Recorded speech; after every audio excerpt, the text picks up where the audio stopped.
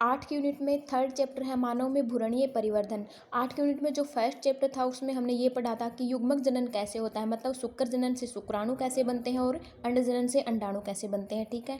और जो second chapter था 8 यूनिट में, उसमें हमने ये पढ़ा था कि शुक्राणु और अंडाणु के द्वारा युग्मनज कैसे बनता है, ये हमने सेकंड लेसन में पढ़ लिया था।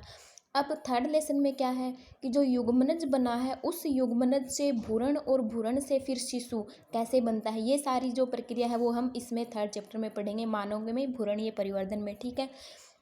तो फर्स्ट हेडिंग है भ्रूणोद्भव। भ्रूणोद्भव क्या होता है, युग्मनज जो होता है उसमें विभाजन और उस युग्मनज की कोशिकाओं में विभाजन के द्वारा भ्रूण बनने की जो प्रक्रिया होती है उसको क्या बोलते हैं, भ्रूणोद्भव बोलते हैं, ठीक है। और यह प्रक्रिया युग्मनज से कहाँ तक पाई जाती है, नवजात शिशु के जन्म लेने तक पाई जाती है, ठीक है। नेक्स्ट है विदलन। विदलन क्या होता है, युग्मनज बनने के बाद उसमें जो समसूत्री विभाजन होते हैं उस प्रावस्था को क्या बोलते हैं, विदलन बोलते हैं। यह प्रक्रिया कब स्टार्ट होती है, जब जो युग्मनज होता है वो गर्भाशय की तरफ बढ़ने लग जाता है, ठीक है। मतलब पहले अंडवाहिनी में क्या होता है, शुक्राणु और अंडाणु का संलयन होता है, ठीक है। उसके बाद युग्मनज बन जाता है, फिर वो युग्मनज गर्भाशय की तरफ बढ़ने लग जाता है और उसमें क्या स्टार्ट हो जाते हैं, समसूत्री विभाजन स्टार्ट हो जाते हैं। तो ये पूरी प्रक्रिया क्या कहलाती है, विदलन कहलाती है। नेक्स्ट है कि जो युग्मनज होता है उससे भ्रूण कैसे बनता है, या भ्रूण बनने पर क्या क्या युग्मनज में परिवर्तन होते हैं। तो उस पूरी प्रक्रिया को हम 3 भागों में बांटते हैं। पहली है मोरुला अवस्था, दूसरी है ब्लास्टुला अवस्था और तीसरी आएगी गैस्टुला अवस्था, ठीक है। तो पहली है मोरुला अवस्था। मोरुला अवस्था या मोरुलेशन को क्या बोलते हैं, तुतक भवन बोलते हैं, ठीक है। इस प्रक्रिया में क्या होता है, प्रथम जो युग्मनज होता है उसके अंदर ये पूरा युग्मनज है और ये जो डॉट जो ब्लैक दिख रहा है ये इसके अंदर की कोशिकाएं हैं, ठीक है। पहले जो युग्मनज होता है उसकी कोशिकाओं में समसूत्री विभाजन होता है, जिससे युग्मनज की जो कोशिका होती है वो 2 भागों में बट जाती है, जिसको बोलते हैं द्विकोशिक अवस्था बोलते हैं, ठीक है। फिर इस द्विकोशिक अवस्था की एक जो कोशिका होती है उसमें दोबारा समसूत्री विभाजन होता है, जिससे 3 कोशिकाएं बन जाती हैं और इस अवस्था को बोलते हैं त्रिकोशिक अवस्था। अब इस त्रिकोशिक अवस्था में बार बार समसूत्री विभाजन होने से 8 कोशिकाएं बन जाती हैं और फिर इन 8 कोशिकाओं में समसूत्री विभाजन से 16 कोशिकीय अवस्था बन जाती है। इस जो ठोस होती है इसको क्या बोलते हैं, मोरुला बोलते हैं, या मोरुला को हिंदी में हम तुतक बोलते हैं, ठीक है। अब इसकी जो थ्योरी है वो देखो, मोरुलेशन की क्या थ्योरी होती है। सर्वप्रथम युग्मनज जो समसूत्री विभाजन द्वारा 2 समान कोशिकाओं में विभाजित हो जाता है। मैंने बताया था युग्मनज होता है वो समसूत्री विभाजन द्वारा 2 समान कोशिकाओं में विभाजित हो जाएगा, ठीक है, जिसे द्विकोशिक अवस्था बनती है। इसके बाद द्विकोशिक की एक कोशिका पुनः विभाजन द्वारा 2 भागों में बढ़ जाती है, जिससे त्रिकोशिक अवस्था बनती है। अब इन कोशिकाओं में लगातार विभाजन होते रहने से 16 कोशिकीय ठोस अवस्था बनती है, जिसे मोरुला या तुतक कहते हैं। मोरुला अवस्था तक केवल युग्मनज की कोशिकाओं में विभाजन होता है, युग्मनज के आकार में वृद्धि नहीं होती। ये जो युग्मनज है इसका जो बाह्य आकार है और ये जो युग्मनज का जो आकार है वो दोनों में सेम रहेगा। यहाँ पर 1 कोशिका है, यहाँ पर 16 कोशिकाएं हैं, सिर्फ यहाँ पर कोशिकाओं की संख्या में ही वृद्धि होगी, इसके आकार में लास्ट तक वृद्धि नहीं होगी। मतलब मोरुला बनने तक युग्मनज का जो आकार है उसमें कोई वृद्धि नहीं होती है, केवल कोशिकाओं में वृद्धि होती है। और इस अवस्था में क्या होता है, जोना पेलिसुडा जो आवरण होता है वो इसमें बना रहता है। क्यों, क्योंकि जो जोना पेलिसुडा होता है वो क्या करता है, गर्भाशय को अन्य कहीं रोपित होने से बचाता है, ठीक है। इसलिए जो जोना पेलिसुडा है वो मोरुला अवस्था बनने तक इसमें रहता है, ठीक है। मोरुला निर्माण की जो क्रिया है वो 3 दिनों में पूरी हो जाती है, ठीक है। और इस पूरी प्रक्रिया को क्या बोलते हैं, मोरुलेशन बोलते हैं, ठीक है। नेक्स्ट है ब्लास्टुलेशन या कोरक भवन क्या होता है।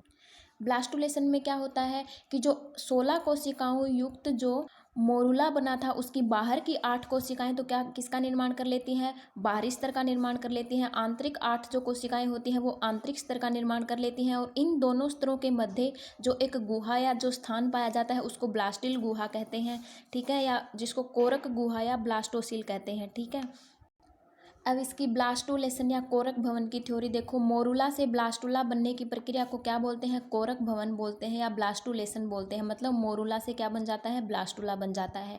मोरुला के गर्भाशय में पहुंचने पर इसकी बाहरी 8 घनाकार कोशिकाएं चपटी कोशिकाओं की परत बना लेती है, जिसे क्या बोलते हैं, बाह्य चरम बोल सकते हैं, पोस्ट कोरक बोल सकते हैं, इंग्लिश में इसको ट्रोफोब्लास्ट बोल सकते हैं, ठीक है। पोस्ट कोरक की सहायता से ही भ्रूण गर्भाशयी एपिथेलियम से चिपक जाता है। मतलब जो बाह्य चर्म होती है उसकी सहायता से जो भ्रूण होता है वो गर्भाशय की जो एपिथेलियम लेयर होती है उसे चिपक जाता है। ठीक है, तो बाहरी 8 कोशिकाएं किसका निर्माण कर लेंगी? बाह्य चर्म या पोषकोरक का निर्माण कर लेंगी। ठीक है, फिर अंदर की 8 कोशिकाएं अंतःचर्म बना लेती हैं। वह गर्भाशयी तरल के स्राव होने से बाह्य चर्म से अलग हो जाती हैं। मतलब बाहर की 8 कोशिकाएं बाह्य चर्म बना लेंगी, अंदर की 8 कोशिकाएं अंतःचर्म बना लेंगी और गर्भाशय से जो तरल पदार्थ स्रावित होता है उसके द्वारा ये दोनों बाह्य चर्म और अंतःचर्म दोनों अलग अलग हो जाती हैं और इनके बीच एक गुहा बन जाती है जिसको क्या बोलते हैं? कोरक गुहा बोल सकते हैं या ब्लास्टोसिल बोल सकते हैं। ठीक है, तरल की मात्रा बढ़ने पर गुहा का आकार भी बढ़ता है। वह पोषकोरक कोशिकाओं भी अत्यंत चपटी हो जाती हैं। मतलब जैसे जैसे तरल की मात्रा बढ़ती जाती है वैसे वैसे ब्लास्टोसिल गुहा का आकार बढ़ता जाता है और जो बाह्य चर्म की जो कोशिकाएं होती हैं वो अत्यधिक चपटी हो जाती हैं। इस अवस्था को कोरक पुट्टी कहते हैं। ठीक है, मतलब जब बाह्य जो आवरण या बाह्य कोशिका या पोषकोरक जो होती है उसकी कोशिकाएं जब अत्यंत चपटी हो जाती हैं उस अवस्था को क्या बोलते हैं? कोरक पुट्टी बोलते हैं। ठीक है, नेक्स्ट, रोपण क्या होता है? रोपण क्या होता है? जो कोरक पुट्टी का जो बनी है उसका गर्भाशय की एंड्रोमेट्रियम सतह से चिपकना क्या कहलाता है? रोपण कहलाता है। ठीक है, और इस रोपण को क्या बोलते हैं? अंतराली रोपण बोलते हैं। क्यों? क्योंकि जो गर्भाशय की जो एंड्रोमेट्रियम सतह है वो इस कोरक पुट्टी को चारों तरफ से घेर लेती है। इसलिए इसको क्या बोला जाता है? अंतराली रोपण बोला जाता है। ठीक है, तो देखो रोपण क्या होता है? पोषकोरक कोशिकाओं की सहायता से कोरक पुट्टी का गर्भाशय की एंडोमेट्रियम आंतरिक सतह से चिपकना क्या कहलाता है? रोपण कहलाता है। ठीक है, मानव में यह रोपण क्या होता है? अंतराली होता है। क्यों? क्योंकि कोरक पुट्टी को चारों ओर से गर्भाशय एंडोमेट्रियम घेर लेती है जिससे कोरक पुट्टी गर्भाशय अंतःस्तर में अंतःस्थापित हो जाती है। इसे आरोपण कहते हैं। तो जो कोरक पुट्टी होती है उसका गर्भाशय की आंतरिक सतह में अंतः स्थापित होना क्या कहलाता है? आरोपण कहलाता है। नेक्स्ट है गेस्टुलेशन या गेस्टुला भवन क्या होता है? मतलब गर्भाशय में भ्रूण के रोपण के बाद 3 जनन स्तरों का निर्माण होता है जिससे इस पूरी प्रावस्था को क्या बोलते हैं? गेस्टुला भवन या गेस्टुलेशन बोलते हैं। ठीक है, गर्भाशय के 3 जो स्तर होते हैं वो कौन कौन से होते हैं? Ectoderm, endoderm, mesoderm. बाह्य स्तर, मध्य स्तर और अंतः स्तर। ठीक है, तो इसकी थ्योरी देखो, रोपण के बाद संयोजी ऊतक की तस्त्री नुमा संरचना बनती है जिसको क्या बोलते हैं? प्लेसेंटा बोलते हैं। ठीक है, जो गर्भाशय में भ्रूण को पोषण, श्वसन और उत्सर्जन में सहायता करती है। गर्भाशय से परिवर्धनशील भ्रूण क्या करता है? पोषण प्राप्त कर आकार में बड़ा हो जाता है एवं कोशिका विभाजन व विभेदीकरण के द्वारा क्या करता है? 3 जनन स्तरों का निर्माण करता है। एक्टोड्रम जो बाह्य स्तर होता है, मेसोड्रम जो मध्य स्तर होता है, एंडोड्रम जो अंतः स्तर होता है। ठीक है, इन तीनों जनन स्तरों का निर्माण करता है और इन तीनों जनन स्तरों का बनना ही क्या कहलाता है? गेस्टुला भवन कहलाता है। तो अब युग्मनज से भ्रूण बनने की प्रक्रिया हमने पढ़ ली। पहली थी ब्लास्टुला अवस्था, पहली थी मोरुला अवस्था, सेकंड थी ब्लास्टुला अवस्था और थर्ड थी गेस्टुला अवस्था। अब इस भ्रूण से शिशु का विकास 9 महीने तक कैसे होता है, ठीक है, वो हम अगले टॉपिक में और अगले वीडियो में पढ़ेंगे। Thank you.